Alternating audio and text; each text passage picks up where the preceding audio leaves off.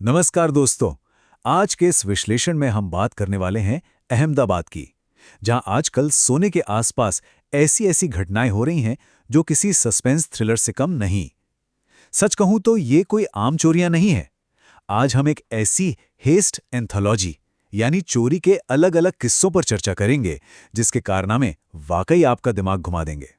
तो सबसे बड़ा सवाल यही उठता है कि आखिर अहमदाबाद के सोने के साथ हो क्या रहा है। मेरा मतलब है, एक तरफ तो हमारे पास ऐसे शातिर सिंडिकेट हैं जो बिल्कुल किसी हॉलीवुड फिल्म के मुजरिमों की तरह काम करते हैं, और दूसरी तरफ ऐसी चोरियां हैं जो इतनी बेवकूफी भरी हैं कि अपनी ही गलती से बुरी तरह फ्लॉप हो गईं। तो चलिए इन सभी मामलों की एक एक करके परतें खोलते हैं। चलिए सीधे मुद्दे पर आते हैं। आज हम इन 5 दिलचस्प केसेस को देखेंगे। पहला, द कार्गो टर्मिनल कॉन्स्पिरेसी। दूसरा, एयरलाइन स्मगलिंग सिंडिकेट। तीसरा, एक सेल्स गर्ल का धोखा। चौथा, द आर्ट ऑफ डिस्ट्रैक्शन। और अंत में सबसे मजेदार, द एपिक रॉबरी फेल। हम सबसे हाईटेक क्राइम से शुरू करके बिल्कुल जमीनी स्तर की चोरी तक जाएंगे। शुरुआत करते हैं हमारे पहले केस से, द कार्गो टर्मिनल कॉन्स्पिरेसी, एक इनसाइड जॉब। इस केस में जो आंकड़ा सबसे ज्यादा चौंकाता है वो है 2.5 करोड़ से भी ज्यादा, करीब 2.58 करोड़ रुपए। सोचिए, टाइटन कंपनी के लिए अहमदाबाद से बेंगलोर जाने वाले इस पार्सल में 2 किलो से भी ज्यादा सोने के गहने थे, और वो भी एयरपोर्ट के कार्गो टर्मिनल जैसी अति सुरक्षित जगह से गायब हो गए। इसका मतलब साफ है, इसमें शामिल लोगों के इरादे और उनकी पहुंच दोनों बहुत बड़ी थीं। अब देखिए इस बॉलीवुड स्टाइल क्राइम को अंजाम कैसे दिया गया। स्टेप 1, अकासा एयर के क्लीनिंग इंचार्ज और सिक्योरिटी इंचार्ज ने मिलकर बड़े ही आराम से सिस्टम के सीसीटीवी को चकमा दिया। स्टेप 2, उन्होंने 13 किलो का वो पार्सल अलग निकाल लिया। और स्टेप 3, जो सबसे ज्यादा हैरान करने वाला है, एक नकली यात्री, जी हां, एक फेक पैसेंजर ने उस सोने को एक कमर्शियल फ्लाइट के जरिए बिल्कुल चुपचाप बाहर निकाल लिया। यानी सिक्योरिटी सिस्टम को पूरी तरह अंदर से ही भेद दिया गया था। लेकिन खैर, कानून के हाथ लंबे होते हैं। पुलिस ने सीसीटीवी और अपनी इंटेलिजेंस की मदद से इस पूरे नेटवर्क का पर्दाफाश कर दिया। 8 लोगों को गिरफ्तार किया गया, जिसमें एयरलाइन का स्टाफ भी शामिल था। उन्होंने करीब 1.72 करोड़ रुपए कैश और पिघलाया हुआ सोना बरामद कर लिया। बाकी का सोना, वो तो उन्होंने पहले ही मार्केट में जूलर्स को बेच दिया था। चलिए अब बढ़ते हैं अपने दूसरे केस की तरफ, the airline smuggling syndicate, life jacket में सोना। अब जरा इस आंकड़े पर गौर कीजिए, 16 करोड़ रुपए। ये फिगर सुन के ही दिमाग चकरा जाता है। ये सिंडिकेट कितने बड़े स्केल पर ऑपरेट कर रहा था, इसका अंदाजा इसी बात से लगता है कि इन्होंने पिछले सिर्फ 2 महीनों के अंदर 10 अलग अलग घटनाओं में इतनी भारी कीमत का सोना स्मगल किया था। ये कोई छोटा मोटा ऑपरेशन बिल्कुल नहीं था। हुआ कुछ यूं कि 14 नवंबर को डायरेक्टरेट ऑफ रेवेन्यू इंटेलिजेंस ने जद्दा से आ रही एक फ्लाइट में इस गिरोह को रंगे हाथों पकड़ लिया। और इनकी तरकीब सुनेंगे तो हैरान रह जाएंगे। करीब 1.25 किलो 24 कैरेट सोना सफेद टेप में लपेटकर 4 कैप्सूल बनाए गए, और फिर उन्हें एयरक्राफ्ट की लाइफ जैकेट के पाउच में छुपा दिया गया। और सबसे बड़ी बात पता है क्या है? इस गैंग में कोई आम गुंडे नहीं, बल्कि एक कैफे चलाने वाला पीएचडी होल्डर और 2 एयरलाइन सिक्योरिटी मैनेजर शामिल थे। पढ़ लिख कर ये सब। खैर, अब इन हाई प्रोफाइल और जटिल केसेस से थोड़ा बाहर आते हैं। बढ़ते हैं हमारे तीसरे केस पर, the sales girl's romantic betrayal, एक विडंबना भरा अपराध। निकोल के आभूषण ज्वेलर्स में हुई इस चोरी की कीमत थी 1 करोड़ 66 लाख रुपए। हुआ ये कि हर्षिता शेट्टी नाम की एक सेल्स गर्ल ने वहां लगातार 11 महीने तक काम किया और अपने बॉस का पूरा भरोसा जीत लिया। जब उसे लगा कि अब सब ठीक है, तो एक दिन मौका देखकर उसने सोने की चेन, अंगूठियां और मंगलसूत्र सीधे अपनी यूनिफॉर्म में ठूंसे और वहां से रफू चक्कर हो गई।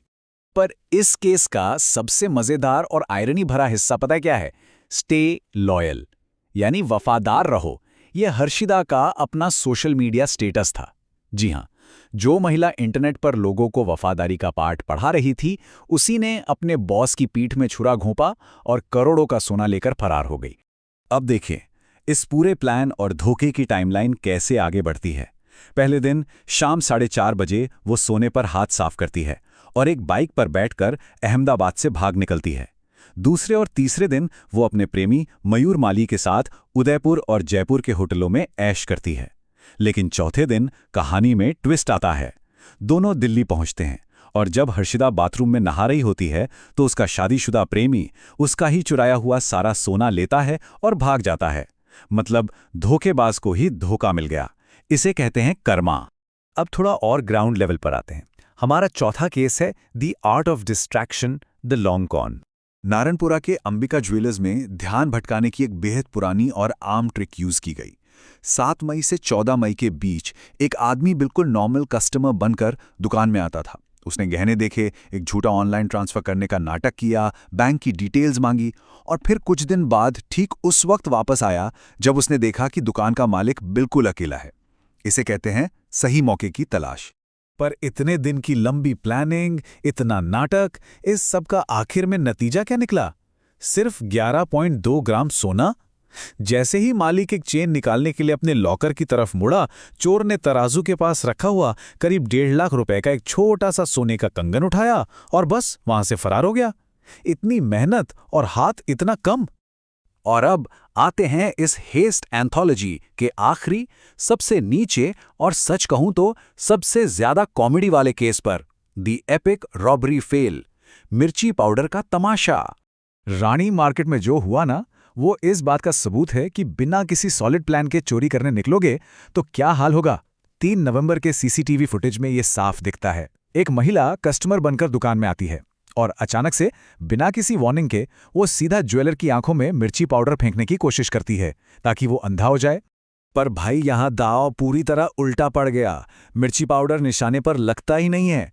ज्वेलर तुरंत अपनी कुर्सी से छलांग लगाता है और उस नौसिखिए चोर को लगातार एक के बाद एक पूरे 20 थप्पड़ जड़ देता है। 20 बैक टू बैक स्लैप्स। उस चोरनी का इतना बुरा हाल हो जाता है कि बाद में वो ज्वेलर उस पर पुलिस में शिकायत तक दर्ज कराने से मना कर देता है। मतलब 1 सेकंड में डकैती की कोशिश और अगले ही सेकंड ऐसी धुनाई कि किसी ने सोची ना होगी। तो इस पूरे विश्लेषण से हमने क्या देखा? अगर हम इन 2 एक्सट्रीम्स को कंपेयर करें, लेफ्ट साइड में हमारे पास वो मास्टरमाइंड्स हैं जिन्होंने प्रॉपर प्लानिंग से एयरपोर्ट सिक्योरिटी को चकमा दिया, करोड़ों का 24 कैरेट सोना पिघलाया और इंटरनेशनल स्मगलिंग रिंग्स चलाईं। वहीं दूसरी तरफ राइट साइड में वो बेचारी एमेच्योर जो इतने पास से मिर्ची पाउडर भी ठीक से नहीं फेंक पाई और बदले में 20 थप्पड़ खा गई। तो आखिर में ये सब किस्से हमें एक बहुत ही दिलचस्प सवाल पर लाकर खड़ा कर देते हैं। असल में समाज के लिए बड़ा खतरा कौन है? वो शांत और अदृश्य इनसाइडर जो चुपचाप एक सॉलिड प्लान के साथ करोड़ों साफ कर देता है, या फिर वो हताश और अनाड़ी इंसान जो हाथ में थोड़ा सा मिर्ची पाउडर लेकर बिना सोचे समझे आगे बढ़ जाता है? क्राइम का ये जो अजीबो-गरीब स्पेक्ट्रम है ना, ये वाकई हमारी समझ से परे है। आज के इस अनोखे विश्लेषण में हमारे साथ जुड़े रहने के लिए बहुत बहुत धन्यवाद। ऐसे ही किसी और दिलचस्प मुद्दे के साथ जल्दी मिलेंगे।